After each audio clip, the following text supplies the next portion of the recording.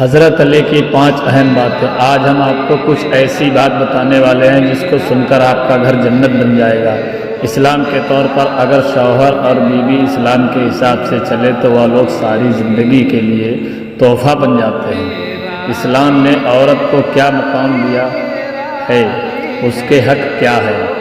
عورت کو خوش رکھنے کے لیے حضرت علی نے 5 آسان باتوں کو بتایا ہے۔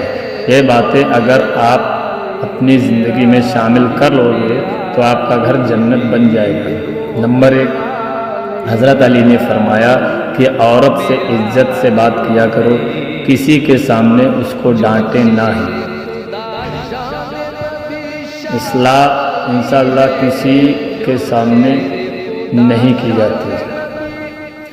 اگر اس سے کوئی غلطی بھی ہو جائے تو اس کو پیار سے سمجھائیے۔ کسی کے سامنے عورت یا اپنی بیوی کو ذلیل نہیں کرے۔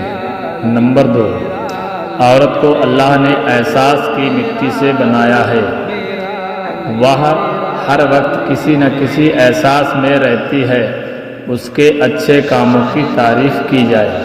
نمبر 3، حضرت علی نے فرمایا کہ عورت گھر پر کام کی زیادتی نہ کرے، اس کے گھر کے کام میں ہاتھ بٹائیں، اس کی کمیوں پر اسے شرمندہ نہیں ہونا چاہیے، اسے جو کام نہ آتا ہے اسے اس کی تعلیم دے۔